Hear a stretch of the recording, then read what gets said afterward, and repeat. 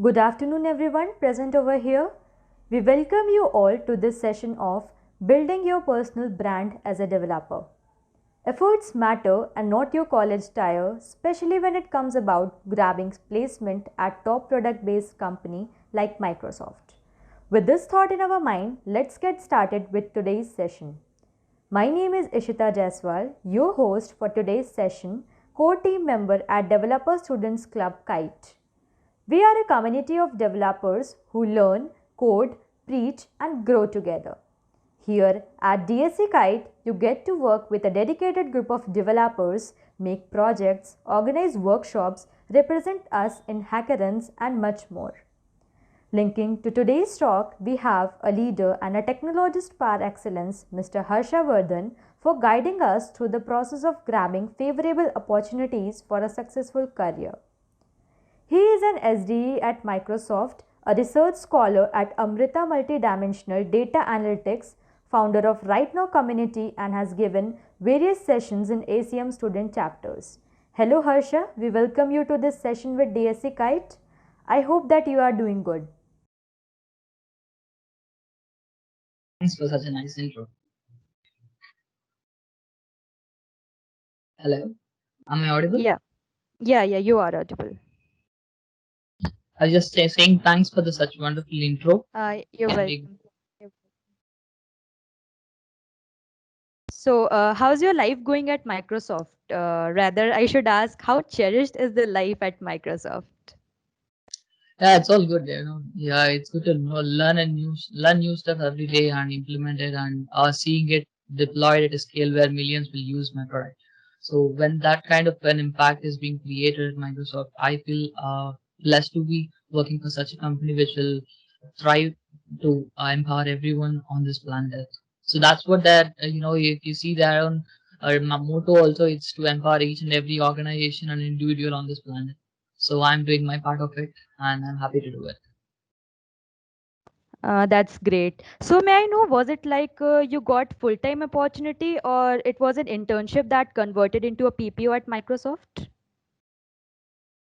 It's a PPO converted to an full-time offer. Matlab, it's an internship converted to a PPO. Okay. So another question that I am sure everybody can connect to is like we all know that this COVID-19 pandemic has affected every field. So we wanted to know that how is the IT corporate world coping up with such circumstances, and basically how your life as a software developer engineer changed during this lockdown period. Yeah. Before I used to have a different setup for my personal life and professional life, and now it's all the same. It's this table right now where I make videos, create content, and at the same time work for Microsoft. So that's the only thing that has changed, and there is nothing much as related to us. Actually, since it's all work from home, we get some additional perks as well just to cope up with the situation. So that's much of it, but there is nothing changed as in for learning or as it for contributions or as it for business. At least for Microsoft, I see a lot of startups which are struggling to, you know, uh, be on the game during this unprecedented situations. But hopefully everything will get back soon and it will go in full swing. But you guys don't have to worry. The hiring will happen anyways because talent is needed. That's great that IT industry is molding itself in such an excellent way in this challenging situation too. So I would like to inform the audience that remain connected with us till last. We will have a picture session at the last of the session. Okay. So without any further delay, we would like Harsha to tell something more about yourself and your exciting journey to our audience. Over to you, Harsha. Yeah, sure. Okay. So I am Harsha, and as I guess it's Akash. I'm in the same batch of him, like 2020 pass out. So I am from Amrita School of Engineering, Coimbatore, Tamil Nadu. So from there, if you want to talk about my college life, it's much more like going morning in the college and evening to my research lab, which Ishita mentioned. It's called Amuda Lab, which is Amrita Multidimensional Data Analytics Lab. It's a research lab wherein we try to figure out some stuffs. And I was working in the branch of ambient sensing, which is basically you place sensors at various places and you try to derive intelligence from the output of those sensors. So that is what I was doing mostly, and we are right now writing a paper on that, and hopefully it gets published soon. Meanwhile, this lockdown has really changed me a lot, because now suddenly I have so much time. There is no commute to work. So if you see, like, there was 2 months of internship for me, which is like a trial period which Microsoft tests, and they'll issue out PPOs. So after the 2 months, I have got my PPO, and then I went back to my college to finish my eighth semester. And after the eighth semester, like seventh and eighth semesters, and then after that again I came back, and there was a 6 months continuation internship. Like, so after 6 months, you'll be joined as PPO, like joined as full-time employee. So I went again back to Microsoft, worked there for 6 months, and then it was hardly like 2 3 months. I was enjoying all the stay that it was provided by Microsoft and all that stuff, and suddenly this COVID thing happened. And for the last, like, oh my God, it's already October. I came back over here in March, mid March, and that is when cases started to rise. And from there on, it's all over here. So I finished my 6 months internship, and I have joined as an FTE in a different team at Microsoft. And then fast forward, it's October now, and we are pretty much sure that at least like till next May or next July, the situation will continue for the IT industry. And what I would say, like, basically I have my own slides wherein I'll explain what are the things you have to understand, and to do justice to this title of how to build your own brand as a developer. First of all, whoever has designed these slides, kudos to them. I'm loving it already. One more thing is I just wanted to mention it out. Be careful and don't miss out in some sessions, because I might say something at the start, and again I'll correct myself. So don't take it with a pinch of salt. This is just a word of caution. And what I would want to say is, everything that I have done over here is something that I have implemented on my own journey to Microsoft. It's not some random place, random tutorial pickups. So yeah, that's much about it. But if you talk about how I got into Microsoft, trust me, even I never expected to get into it. That was the first opportunity that I got during my college years. It's in like late third year, and that is when I got to know something called as TechSet Go. So TechSet Go is a nationwide hiring program which Microsoft has every year at a yearly frequency. So I just applied for it, and then we have to give an online round, and then we have to go for on-site interviews. Over there were multiple processes. Maybe we can talk it later, but then so that's how I got an internship opportunity. The moment I saw that mail from Microsoft, which tells me that I have got into Microsoft as an intern itself, it's like, I had to pinch myself. So it's not just for Microsoft. For example, there are multiple companies. Some startups are also dream startups. For anything, leave about that also. Getting placed into a company at the end of your college itself is a memorable memory for every one of you. So it doesn't matter. It was my first job, and I was happy for it. And coming to what I have done to get into that, or to qualify myself to be called that I can work at Microsoft, is that I haven't done any certifications. So a lot of people take me on LinkedIn saying that, hey Harsha, have you forgotten mentioning all your certifications, like that? So I haven't done any certifications. I was more kind of a YouTube kind of guy. So if you want to learn something, I'll just go on YouTube, ping it, and there are awesome tutorials, and I'll just follow them, and I'll try to build a project upon that, so that I can have that, like, there's a muscle memory on it. So I have done few projects. I'll talk about them as well, wherein we will discuss about what kind of projects should a second year or third year guy should concentrate, so that his resume looks perfect. And it's not just about resume. It's not just about LinkedIn. It's not just about your GitHub profile. See, I have heard this statement from a lot of leaders on various grounds, like LinkedIn. But what I generally hear is that profile is something like a brand, and that's why when these people said that building your personal brand, that was a perfect word. I couldn't suggest any better word for it. And it's actually your brand, like how you are portraying yourself to the rest of the community, and for the companies which you sit for. So building that brand is very much important for others to get you, to pick you as a good select. So that's the reason why I think that this kind of sessions is also very important for every This doesn't comes to any tier 1, tier 2, tier 3 college. These are generic principles that anyone should follow if they want to make their resume credible. And guys, probably I'm bad at time management, probably. So let me know if I'm crossing the time. Yes, it's visible now. Yeah. It's visible now. Okay. Before we start, let's go like okay. Very bad, Ishita. You have made every audience in this, like every person in this, very serious. So let's start with something fun. Can you guys go to Slido and enter this code? I just want to have some quick questions over there.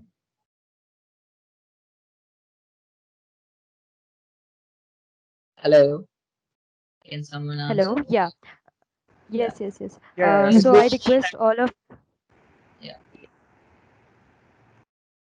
Maybe you can put down this code and the link to Slido dot sli.do in the chat window. okay. Can we have the link to the slido.com in the chat box so that anyone There's can no link actually. go It's through? just sli.do and then you enter this code and you will join there. Yeah, yeah, sure. Okay. So this is the first question which I want to know. What's your expectation, overall expectation from this session? So that it will act as a pointer to me. You guys can write your expectations on slido.com. I hope everyone has joined that. Yeah. Okay, clarity towards further D. I don't know what D is. And all inspiring exposure, guidance, awesome management, great profile, roadmap for Microsoft. Yes, yes, all included. I guess we'll not waste much more time. Okay, guidance is highlighted because it's got 2 times. Okay. Okay. I clarity, guidance, precision, direction, more about IT industry, profile building. That's exactly what we are going to do.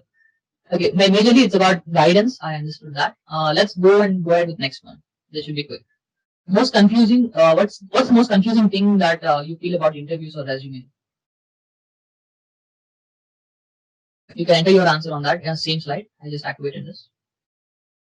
Projects. Okay, that's in store. Projects and projects. Okay.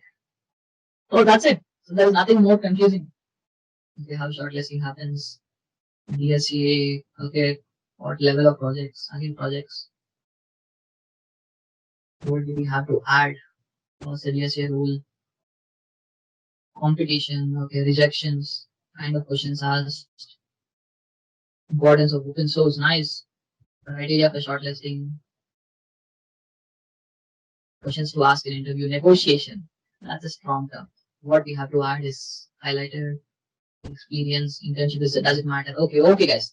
Very good. Now leave all of that. How are you feeling today, guys? Excited? Happy? Sad that we are killing your weekend? Tell it up. I just gave that to you, man. Don't use excited again. Neutral. Neutral. Okay. Curious. Great. Vinod aa gaya. Very good. Thankfully that was Rasoli thing is not there.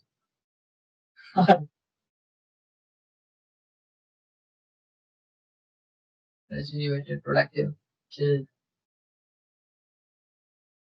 Vinod. Okay, Vinod. Enough of Vinod. So let's go to the main slide. So I understood that you guys are much into social media. So this is the agenda for today. If I'm not sure, these are the 4 key things that we'll be talking about today. And at the end of the day, what I feel is that you should be leaving, exiting this meeting with some value added. Okay. And let's talk about the resume making skills in first. DSC and projects. How important are DSC and projects? So one thing I would like to add over here is that any company for that matter, be it Microsoft, be it Google, be it Facebook, or any MNC for that matter, they hire on basis of DSA and projects. And because a DSA is something which is very much needed for logical thinking and such stuff, and there is no literal way. Like, if say for example, if a company needs a guy who is well in OS, if you have OS, that's well and good. He might hire you, but then you can't find everyone who is expert level of in operating systems. He can't have expert level of expertise, right? So, or to bring everyone onto the same page, most of the companies resort to DSA, and they would like to see your dedication on in your college years. So that is why DSA and projects are mostly important. So DSA, when it comes to DSA, you can start competitive programming. That's one way of doing it. Otherwise, you can always go to GFG, which is Geeks for Geeks, and start solving questions from there, seeing the previous year questions. And you can do. There is no mantra over here how to ace DSA. Actually, I'm trying to create a playlist which will explain the basics of all DSA, all the data structures and also algorithms. So look out for it. And then projects, when it comes to projects, it actually tells you that you have done something. Like it actually tells you that it is not like in the last minute you have read something and you have given your exams and you just passed it and everything is done. So it's not like that. You have done something which is not necessary, but which is not necessary as in terms of academics, but then in terms of your own profile building, in terms of your own brand, you have done something. So that's what it tells to the interviewer. So one thing that you need to have is adding credibility. You need to add credibility to your resume. And how do you do it? You deploy your projects. So, okay, sorry, this is the camera. So you deploy your projects on, there are so many ways to deploy it. You can just deploy it on GitHub pages and you can share that link on your resume. Otherwise, you can also deploy it on your own domain. You can actually go to GoDaddy.com and you can buy your domain, like a domain basically. Like probably I have something called hmade.tech. So something like that, you can also make it, and then you can buy the domain and then you can deploy your projects to it and you can add it to this. Otherwise, you can create a portfolio website which will tells about what you have done so far and what are the projects you have been working on. It's like a digital resume more of, and then you can post that link in the resume as well, so on your own personal, and that way you will add credibility to your resume.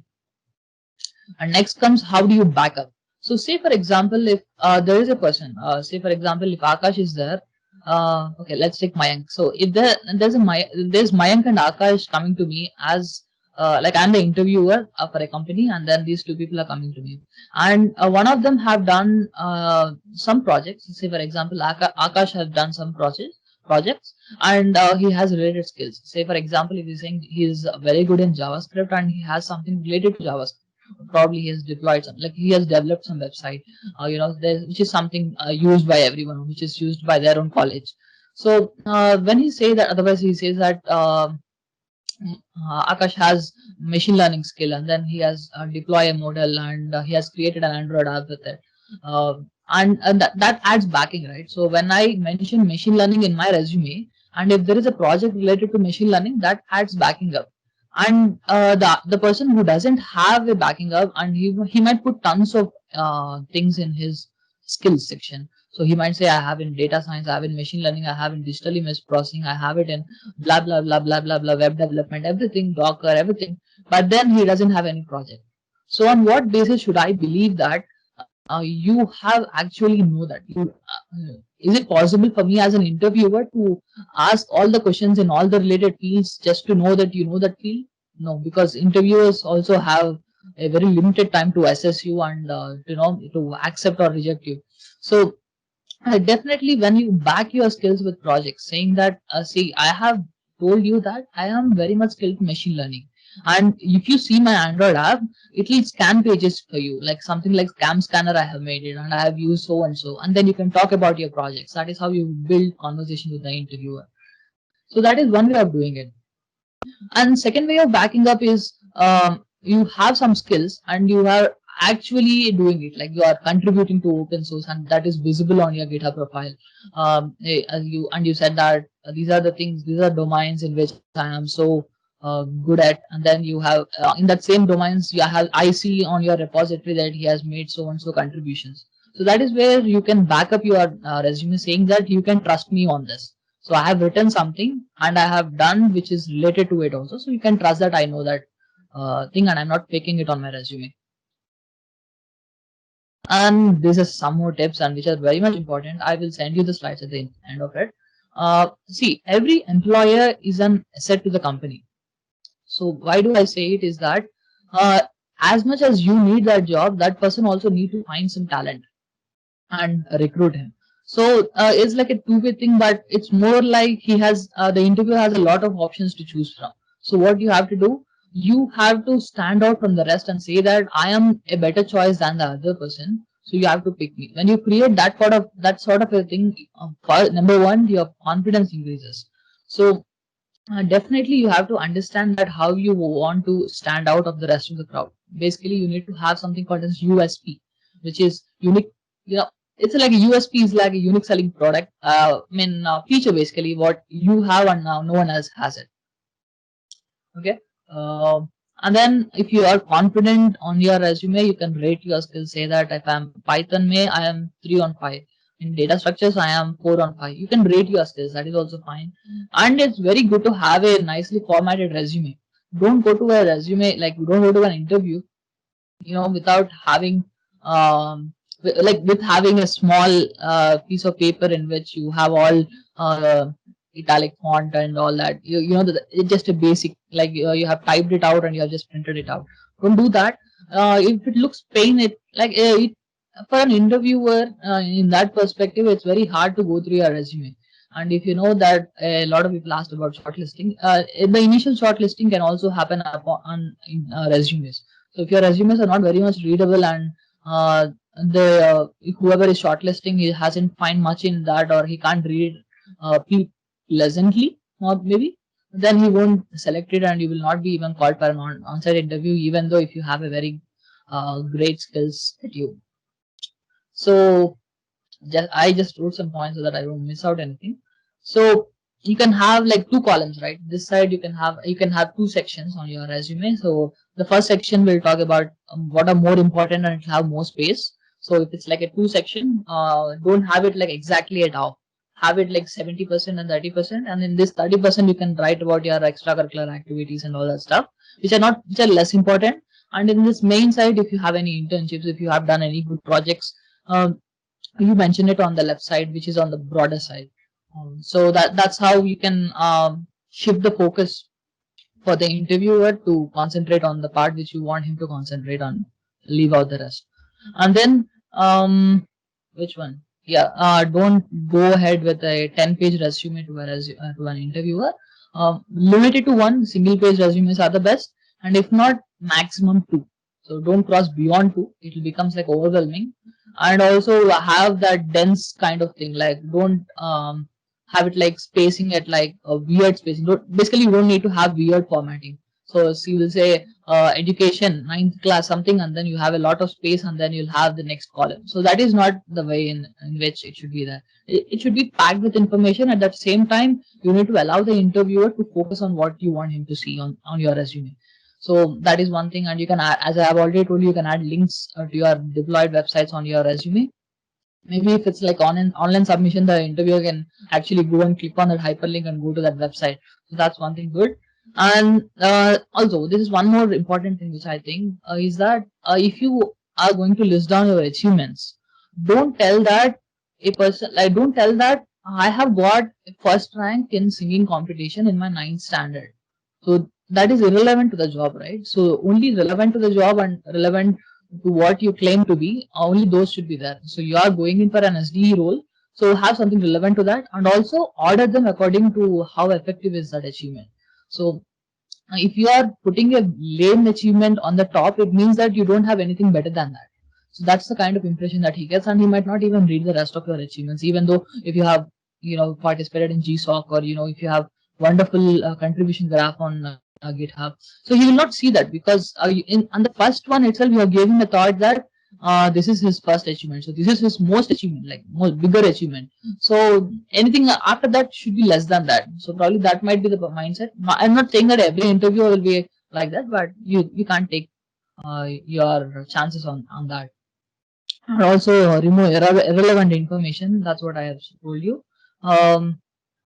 Yeah, and also make use of, there are some beautiful websites which will create resumes for you. There's something called as Jetty, and there's something called Resume Maker, and even Word the resume formats are also very good. So go ahead with Word and just create a new template. And in the templates you can search for resumes, and there are some awesome ones. And coming to projects, so projects are very much important when you are getting in front of a interviewer, right? So that's what tells you about the work we have done in the past 4 years, or even beyond that, for that matter. So once you need to have highlight very much importantly the projects I have, as I have told you, have deploy your applications, and then you can, you know, provide that link in that, and you can explain them briefly so that the resume also will talk about it. So like for my example, when I'm in Amuda lab, that's a research lab which I was talking, there we have made a there we have worked on something which is related to meetings. So when it comes to meetings, so I told him that I can't discuss much in detail because we are still writing, working on that. So probably I just tell you an overview, and I have just explained him what our project is. And then taking from meeting, he took up and he asked a question on DSA. So he said that okay, you are working on meetings, so probably you would be very much familiar with job scheduling and such stuff because you schedule in your meetings, you schedule meetings, right? So in the same way, he gave me a problem of job scheduling, which was fairly simple. And that's how, your projects can turn the thinking process of your interviewer to come to your area of expertise. So I just want to give some project ideas on which you can work upon. There are basically two kinds of projects. One are innovative ones, and one where you learn a lot. So those two projects are very good to have. For example, a little bit innovative app that we have built upon in our uh, like in our lab basically is that there is something called as RFID, which is basically if you go to shopping malls and all, they'll attach some tags to the clothes, right? Which will scan, like if you are going to steal it, it will ring a buzzer and all. So using that same technology, we have built an application which will keep track of if a person is inside a room or not. So it's a very simple app which will tell you that okay, my professor is in her lab or is not in her lab. So that's like a boolean. That's a simple app which will just tell me that when was the last time the professor left the room, and maybe when what's the expected, not expected basically, but just you can turn on a little notification saying that whenever the professor comes into the room, just send me a notification so that I can go and meet her. And why did we go with it? Because as we have worked in the lab, we know that how difficult to how difficult it is to go and meet a professor, because they themselves are very much you know bound by a lot of things. So it's very hard. Like every time we go to her cabin and see if she's there or not, and if it's not there, again we go back to the lab. It's a little bit far away. So we just built this app quickly, and then we also gave some additional features like DND, wherein the teacher will say, "I am in some middle of some work, and you don't have to come. Don't please come to me right now. You can come after so and so time." So there is some DND option which is given to the teacher, so teacher also can set it up. So these are some things, like whatever is automatable, then we have done that. Otherwise, we have just left it out. So that's kind of an app. So you can also make something similar, or any problem that you are facing in your college, and you can try to solve it, and you can put it on your resume. That's a very good hack, because people think that okay, he's into real world life, like into the real world pretty soon, and he's trying to solve problems using technology. That leaves a very good impression. And also the second type of app, which I said that there is a lot of learning. Probably you take up a full stack development. There is someone who have developed for the same Amuda lab. I'm telling you, there is someone who have developed a full stack application which will tell about the logs, and who has come in, who has gone out, and when how much time did they work on, what's the project. It's like a registration portal, and everything is there. Like if you have to take out some gadgets from that, so you have to get permission. So there was like the teacher will get a notification and they have to approve it. So an end-to-end application has been made. So that is also a wonderful project, and we also used it on live, and that's also beautiful. So these are two kinds of, these are two different kinds of projects that you can do. Like LinkedIn and GitHub. I am sure that in the title card, actually they have mentioned only about LinkedIn, but to be honest, GitHub is also very much important, just as how LinkedIn is. So LinkedIn is where you connect with a lot of people, and it's like you can have connections with the professionals, like how Mayank connected me, and he has asked me like if I can do a session, and then we coordinated on WhatsApp again, and then we are here today, we are dealing with this. And then so LinkedIn is a way, like you can also reach out to professionals and ask for a referral if that is needed. So but one thing keep in mind, that for freshers, referrals are not that effective, only for experienced guys. But then once you start building your network on LinkedIn, it becomes easy for your job switch. Even if you have got into a company which you don't like working for, even after a year or two, you can easily switch jobs if you have a well formed network on LinkedIn.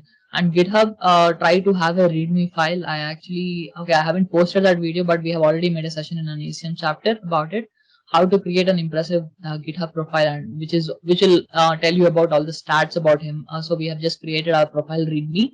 So profile READMEs are basically what tells you, about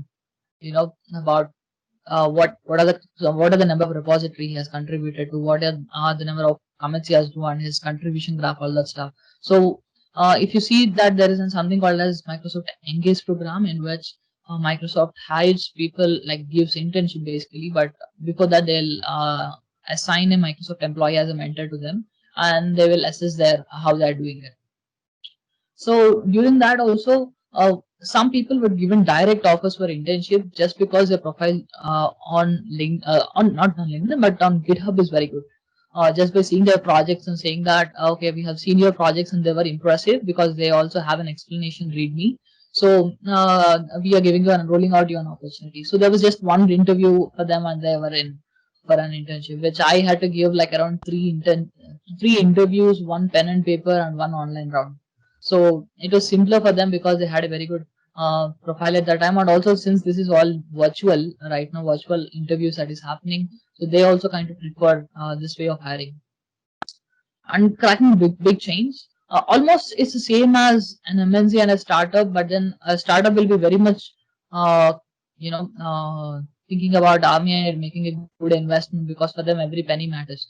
And if and they will be very selective when choosing it. But when it comes to big giants, they don't hire in thousands, but then when they hire in hundreds, they don't worry much, because they don't have to in the first place. But then they also have a very stringent filtering technique on which they'll hire people. So cracking big giants is also very much similar. I just had to put this slide because it was in agenda. But then what I would say is, contributions to open source, contributions to like things like GSOC, or you have given some talks on some shows, all of them matters a lot. And your open source contribution, your GitHub profile, your LinkedIn profile, LinkedIn profile, and your projects which you will show them, all of this matters. So hiring for so it's like this. I don't know what's the same meaning in Hindi, but in Telugu there is a proverb which, okay, most of you might not understand that. So basically it means that if you want to crack a big company, you need to have better projects. So that is what I want to say. There's nothing more to it. So this is the only slide, promise me, this is the only slide which has this much of content on it. But these are some points which I have curated, and I'll share the slides with you. I'll not go through each one of them. So these are some interviews, like when you're giving an interview, these are the things you need to concentrate on. Probably after this, I will just show you. Yes. If you have any further doubts, you can connect me on linkedin.com/n/Harsha Bolnagu. And also, yeah, probably after Q&A, I'll talk much about it. And this is my YouTube channel right now by Harsha, and I have just posted a couple of videos, and I'll be doing it more on them. And yeah, just start with LinkedIn. Go ahead and start a post which says that, okay, today I have attended a webinar by Kite and so on. So you can tag me, and I'll be happy to react to it, so that it will reach my audience as well, so that it will give an initial boost. So just go to linkedin.com, create your own profile, add necessary things, and just add a post, tag me. I'll react to it, and if you earn on further of it, you can create your own content, and that will make you increase your audience. So that's a wrap from my side, and I can go forward with Q&A. Thank you, Harsha. That was a quite informative talk, and I'm sure that our audience got benefited from a lot from it. So before moving further into the session, I would like to remind the audience that if you have any queries that you want to ask, you may go to slido.com and enter the code 38414, also present in the chat box, and you can post your questions out there. We would be taking questions directly from there at the end of this session.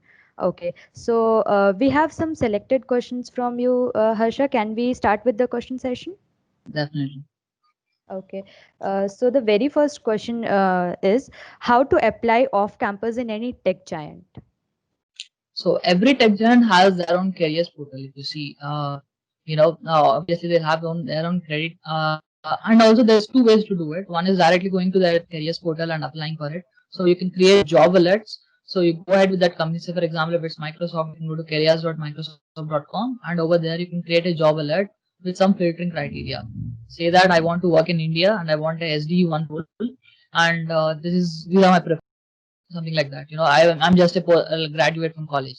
So and you can create an alert and it will send you notification whenever there is a new job which is uh, available, and you can apply to it directly with your resume, and you can reach out to LinkedIn. You can reach out to someone from Microsoft, and then you can ask for a referral. But I won't suggest you asking for complete strangers.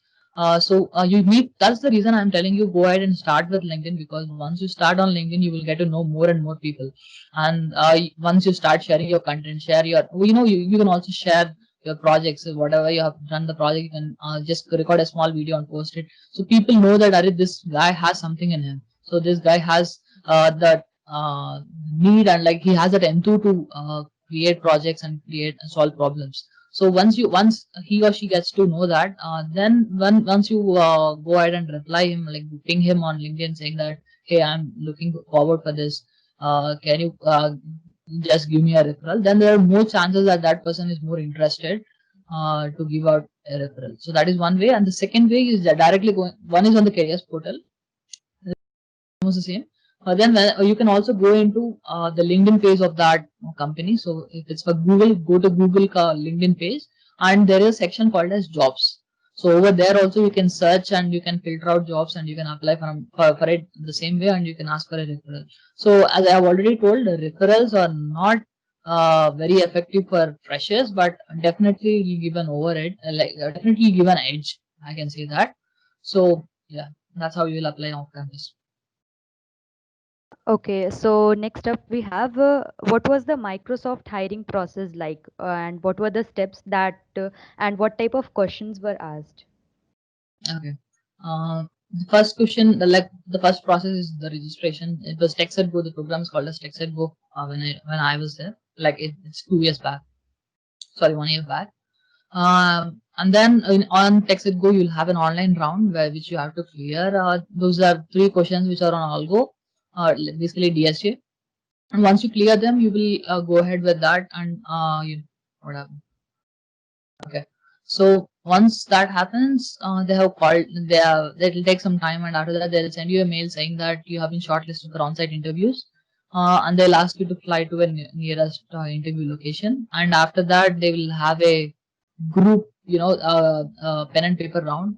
Like everyone has to take it up, and then they'll correct it manually, and then they'll check out your resume, and they will shortlist you for further rounds of interview.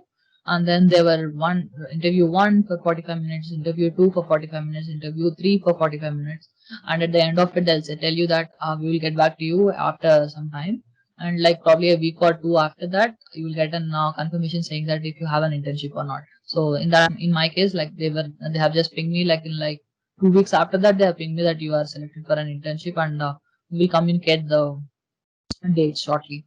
So that's how it generally happens. And there are multiple programs, as I have told you, and there are multiple programs by which you can get into big companies. You have to just Google them out. And for my case, in the first round of interview, it was mostly about, he just asked me about the projects and what I have done. And he said that, okay, you are working in a research lab. What are you working on over there? Then I have told him about, as I've just told you, then I have told him about my meeting project. And then he told, okay, then you must be good with meetings, scheduling and such stuff. So let me give you a scheduling questions. So he started with it and we continued it. And then he asked some question on graph. So for every question that he asked me to write down code on paper, and he asked me to give some test cases as well. He asked me to think that how will you give test cases for this scenario. And that's over. And after that, after some time, they have called me for second round of interview. Over there, there's some there's a place wherein I mentioned about my interest, and there it has digital image processing and data structures. So and digital image processing and data structures were there. 1 minute.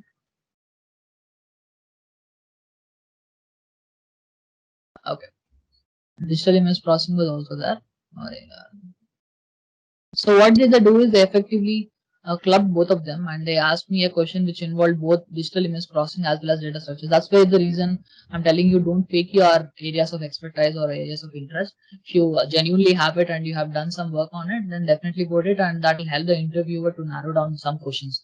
So if you have vaguely put up thousands of interests, then he will also vaguely select any topic. But if you have a specific domain, he might concentrate on that. He might, I'm saying, but he might definitely, that will definitely give you an edge, because that's your areas of interest. So you're probably you're able to solve that question more quickly.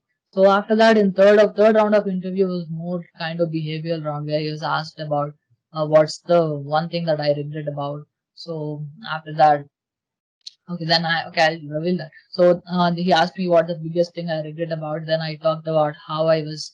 I don't know if people you guys know it, but there's a thing called as Narayana Chaitanya. Um, I was from that category, and I was expecting to get into an NIT or IIT. But then I got into Amrita, and I never regret that. But what I regret is that I should have been more serious in my +2, so that I could have got into an IIT. But then he consoled me, saying that whatever it is, it doesn't matter. So that's the reason I take these talks, because I am sure that your college doesn't matter after a point. It all what all it matters is your brand, and it doesn't matter from where you come, because I have seen so many employees in Microsoft who are from local colleges and who do wonderful work at Microsoft. During my internships, I've seen them. So and that's he had some kind of that stuff, and then after that he gave me a simple question, and it's also related to DSA. It was a random question probably. And after that, he asked me to write on the pen and paper, and he said, "Yeah, your interviews are over." So yeah, that's pretty much it. And then I got my result after a few weeks. All right. I hope everyone got a brief idea about the interview process. So next up, we have many of us want to know that how to be a public speaker in tech. Okay, what exactly do they mean by that? To give Uh, sessions out? That's what they mean. like in tech, how we can be a public speaker, like you are motivating and inspiring various students out there. So how anyone can go through that? Yeah. Okay. One thing is basically you can start out with your own local channels. Like you have this wonderful DSC club, and similarly you might have other clubs. So in my college also I had various clubs which are kind of active, and you can use that to initially give a boost, and then it is all upon yourself. So that's where LinkedIn helped me. So if you see, like actually if you go and see my posts also on LinkedIn, around I started around like 3 months back on LinkedIn. So I was on LinkedIn after my graduation, which I don't think is the right time. But then I started in there, and I hardly had any audience. Like I was having somewhere around 120, 130 connections. That to all of my friends only mostly.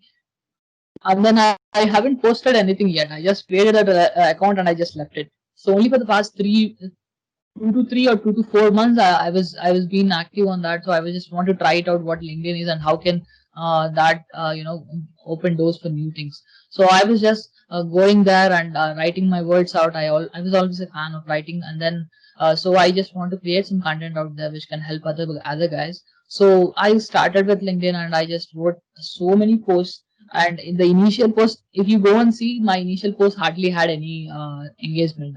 They were not seen by anyone basically. But still, I didn't give up. But because for me, it was again brand of myself. What if someone thinks that uh, someone needs to see me that I have been struggling for so long to come to this. They shouldn't think that RAR he got into Microsoft and he got all these followers. So because that's not the case, right? Because you got into Microsoft, that's a good start. But then only once you start engaging with others, and that is when your engagement, your audience will grow, and it will go in larger side.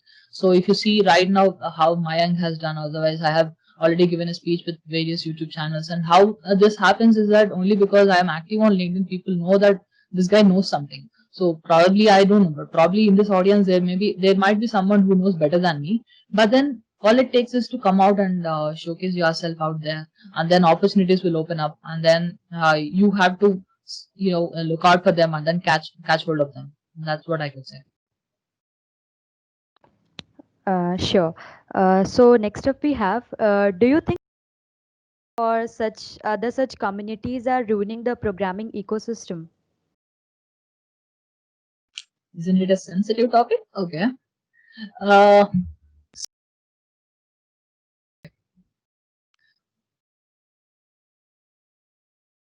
it's not exactly ruining, but if we are being the victims, we can't call them as them as if they are doing it. There are things like if you want to take it positively, you can always go ahead and take it. I'll take an extreme example. Take the case of Whitehead Jr. So they are doing such stuff like which is just not morally acceptable. But then it doesn't mean that you are not. Who are you to stop them, right? Because it's their business. So it's up to us to choose what and choose not, and what not to choose, right? So I don't think they are exactly spoiling it. But then everything is up to us. Like everything should be taken with a pinch of salt. Okay, okay. So how do you deal with work and life while working at home? Because I just have some chill time for myself. Just work-life balance, I don't like. It's not that hard, yeah. When it comes to an MNC, everyone knows that what their clear goals are, and once you are done with your job, everyone have, you know, their own free time. That is when your side hustle begins, and that's where I get time to create some YouTube videos or make some sessions for others. So I don't think there is any issue.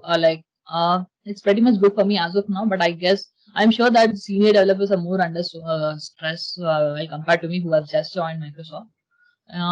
Yeah, just enjoy what you do, and that will be gone. Yeah, I myself believe that we should, depend upon us that how we manage ourselves. All right. So I want to announce that to the audience that you can raise your hand if you want to ask any questions from Harsha directly. We can unmute you. If anyone wants to ask, then you can raise your hands.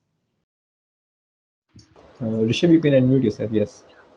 Hey Harsha, my question to you is that let's take an assumption. As I'm in third year, my name is Rishabh Jain, and I have a condition on me. So this condition is that let's suppose if you have a chance to do masters and leave a job, that you have a job at Microsoft for a package of 10 to 12 lakhs, and you also have a chance to do masters at an esteemed college. Okay, so what would you do? Would you choose this fact that that you will leave that job and do the masters, or you will do the job for let's say 2 to 3 years and then do masters after that? So what would you choose, considering the fact that taking the job really affects the motivation of studying for an additional 2 years? So it all boils down to money, right? Is it what your question is? So what, can I give up my job just to have some more years of education, or would I continue with my job? So that's what you wanted, right? Just getting Well, my question. well, it is quite credible that you started your career in Microsoft, which is such a good, which is such a star for your resume for the further years to come. So what Hmm. I am saying is that if I started my job at Microsoft just after completing my bachelor's, so it is quite good for the further years to come. Yeah. Yeah. So if I leave that job and I have a chance to do masters, let's say per se I can do MS or MBA or MTech in a esteemed college, which I have got chance to do that. So do you prefer that you will leave that job and then you will just do masters, because it is quite annoying that if you do job straight job and then you do your job for 2 years, then there's less motivation, there's no environment possible that you will be willing to study for 2 more years, because after if you do bachelor's and then straight away you go into masters, then it's quite easy transition. But if you do Yeah. masters, then you do a job and then you again go into the studying atmosphere, so it becomes quite difficult, if you know what I mean. If Yeah. you if Let me tell you my own situation. So from next fall, not exactly, but I'm planning to do my online masters. So when you are joining at Microsoft, Microsoft also wants you to study. So a lot of MNCs wants you to study more because that's like an asset. As I've told you that every employee is an asset to the company, right? So definitely once you have joined Microsoft, it becomes hard. Like you have a mindset towards work, and you might not be open to go ahead, like leave the job and go ahead with studies, right? But learning happens on a daily basis. That's a different matter. So what I would suggest you is that this opportunity that you got from esteemed college, if you are sure that you can again crack it, or you are confident enough that I want to do it, like you are more dedicated towards it, then go ahead and join the Microsoft, and then after 2 years or so you can there is no exact sabbatical which I think, but then definitely once you go out of Microsoft with 2 years of experience and you have done your masters also and come back, there are more opportunities waiting for you. Even Microsoft might give you a bigger package and let you in. So that is one way of doing it. And second thing, it's not always the case of this or that. It's not binary.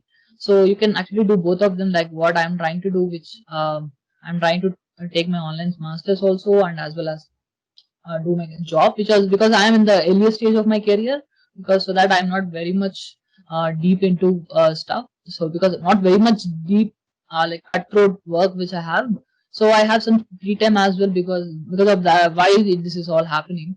So that's why I want to dedicate that time for my masters as well. I can relate with you, Risha, because I was exactly in that same thought. Should I directly go with masters or should take it? I have listened, like I have some seniors who have told me that doing a job for some years and then going for masters and coming back will add a lot more credibility to your resume, and will tell that you also have professional, you know, professional experience. So that will add for it. So, but still, if you really want to pursue it, and you think that after 2 years you might not be like, your mindset might change that I don't want to study more, and you don't want to leave that studying part, then directly go ahead and join in that college. Otherwise, you can definitely, and that's a better opportunity to join a company and then go for masters of a couple of years. Hope I answered your question. Okay, thank you so much. Yeah. All the best, man. Okay, Rishabh, I think your query has been acknowledged properly. Now, anyone else want to ask anything? You can just raise your hand. We can unmute you. Anyone? If they are shy to do it, okay. Yeah, there is one.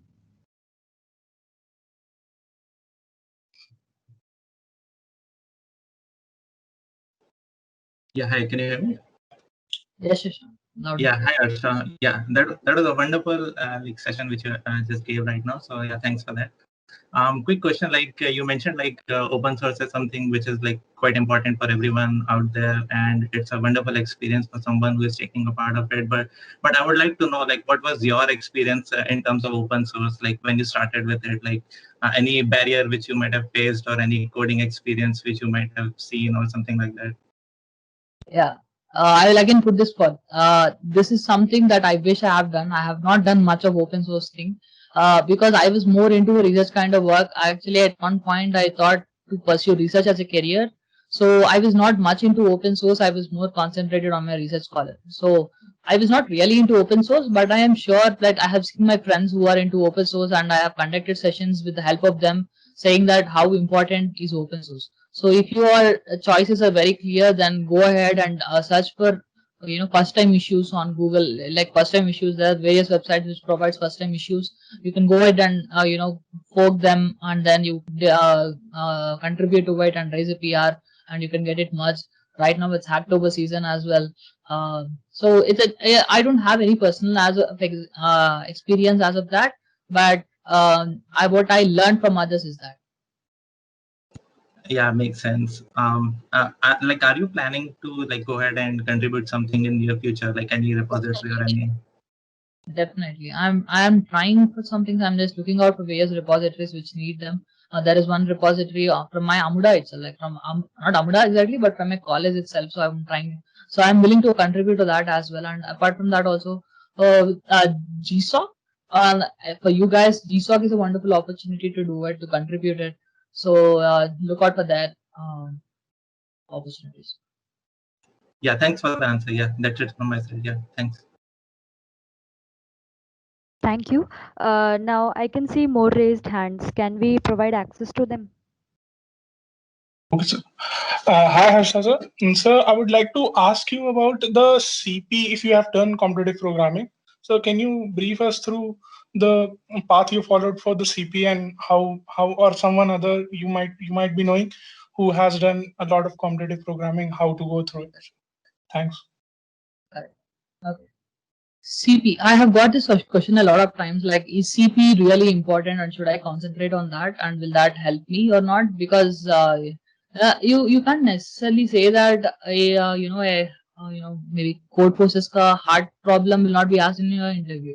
So what basically interviews want you to have is a basic understanding and strong grip upon DSA, and some companies will look like a very strong depth. Like CP will be the only option for you to prepare for such companies. So if you see Google and all, they have very tough questions sometimes. Like at least one or two questions or one or two interviews basically will have some very difficult questions in DSA, which only if you are into CP then you will understand that.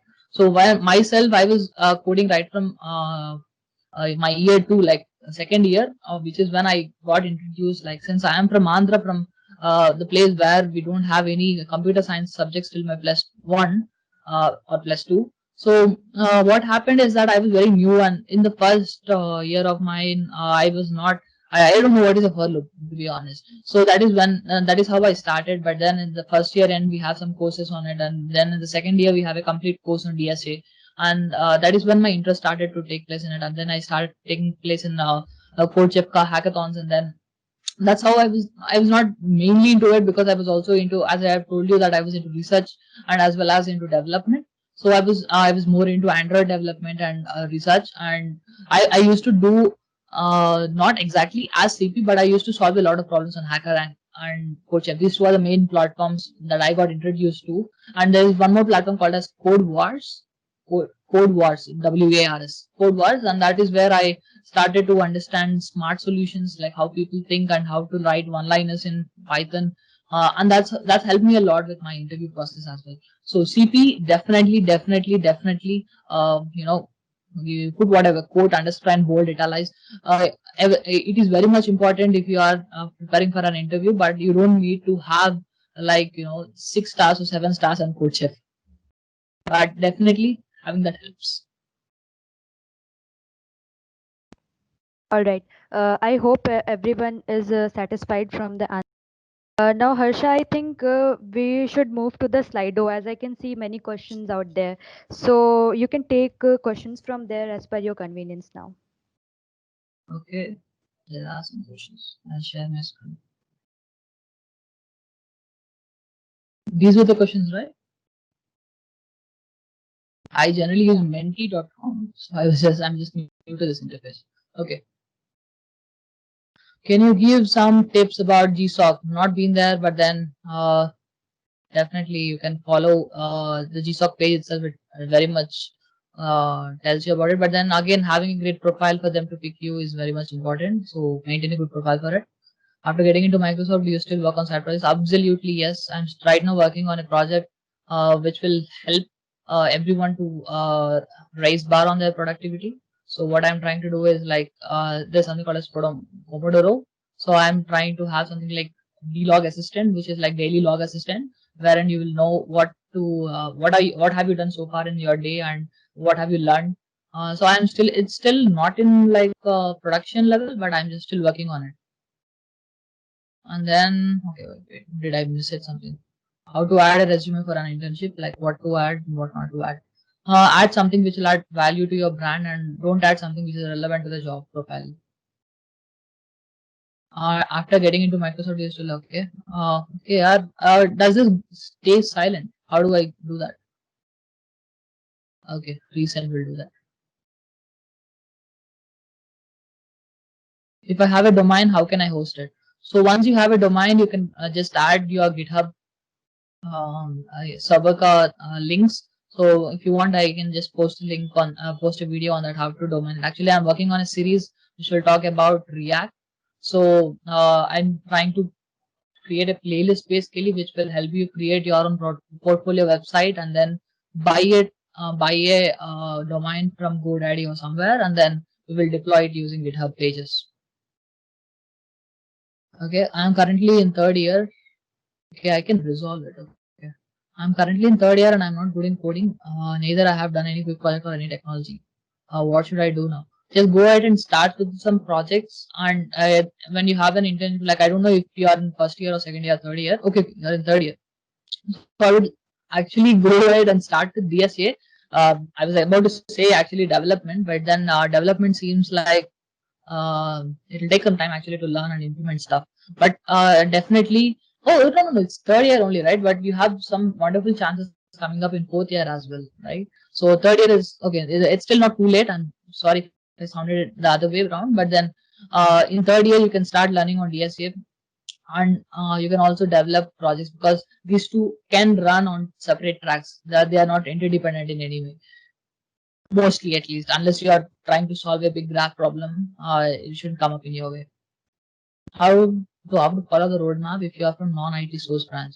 The roadmap is for a non-IT. I understand this because a lot of non-IT core branch students also wants to get into IT. So first thing is start with coding. You can just have hang of two languages. I would prefer, say for example, you can go with C++ and Python. You can go otherwise Java and Python.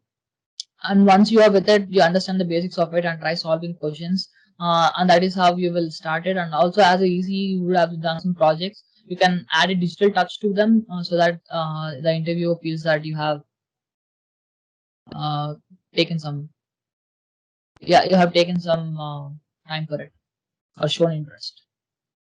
Should we have to take experience of more than 2 to 3 techs or master in one tech? Okay, jack of all trades. Okay, so basically, it's not the tech stack exactly that they'll be looking for. It's the general technologies that they'll be looking for. If you are saying that if should I learn React and Angular, it doesn't matter for them because they are not hiring you just for. Where the question go? Okay, just for the sake of knowing.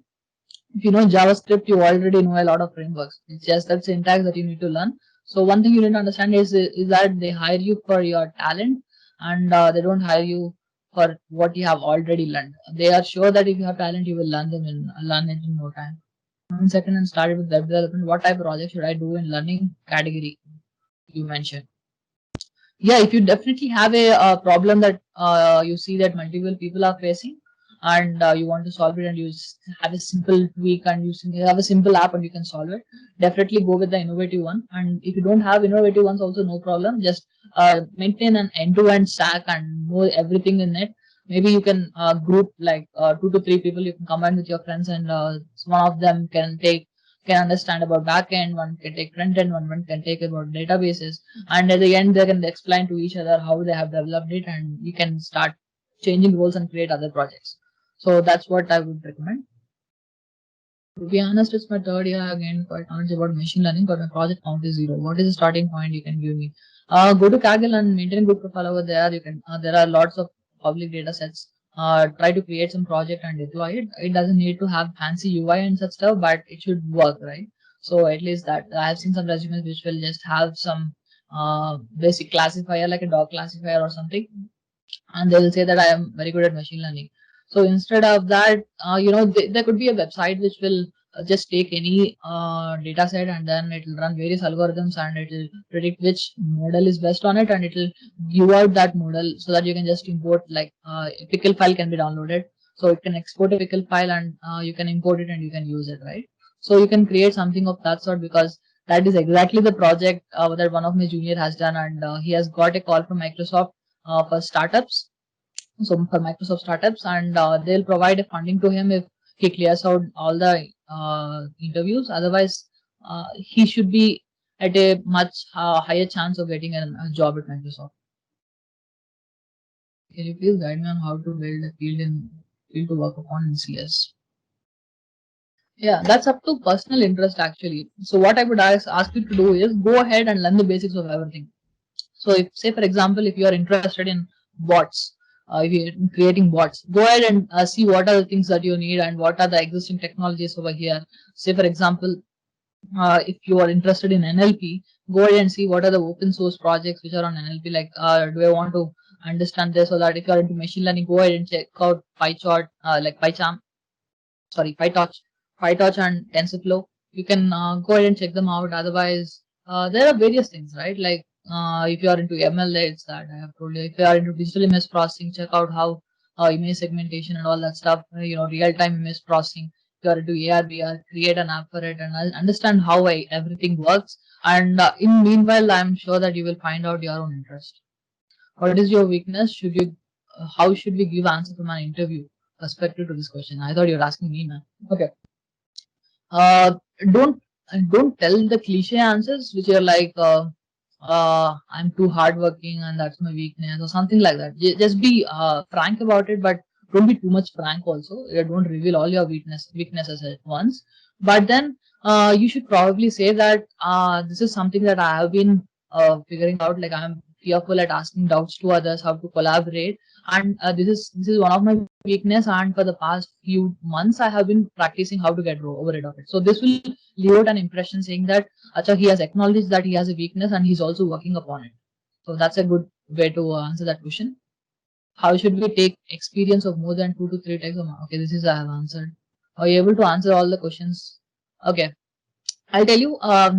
At the end of the question, like at the end of interview, I was able to answer all the questions. But in between, when I struggled, I was thinking out loud. I was just telling him what my, what my thought process is and what I'm thinking about right now. And that is how the interview also helped me at some stage. And BCS student, how can I get job at Microsoft and what are the qualities that I need to have? Definitely your coding skills matters, but then if you are a BCS student, then definitely check out before applying for a post, there are something called as qualifications. So just check out qualifications page and check if you are eligible for it and then you can apply for it. Understand this specific project that I can be learn more add value to the resume. Again, go ahead and check out open source ML framework which you can contribute probably. Otherwise, you can also contribute to, you can also create your own projects, right? Specific projects, there are no specific projects, but if it is something that people can use, so say, I'll tell you a physical example, like a real-time example, real example. In my college, in your mark sheet on the front page, they used to write all the marks. Okay.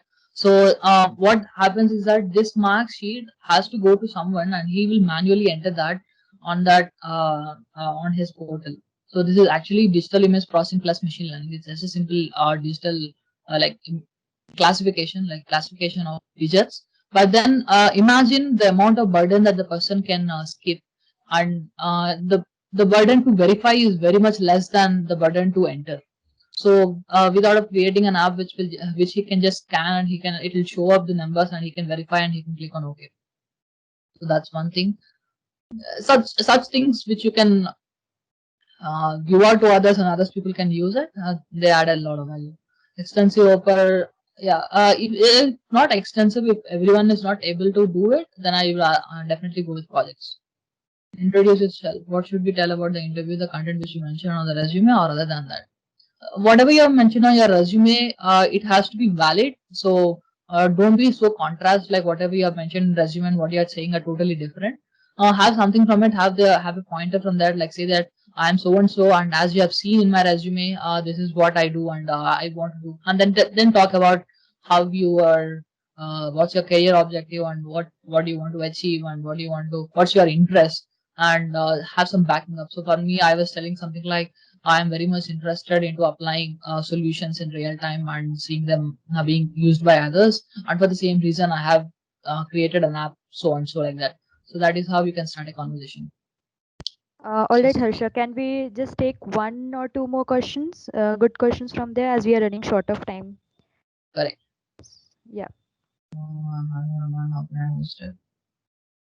Yeah, this I have answered actually. From service-based to product-based company. So once you have an experience, you can take a referral from that company employee, and then you can give an interview. But you can't just both of yeah, this is one thing because probably people are afraid that once you are into a service-based company, you can't move to a product-based company. But that's not the case.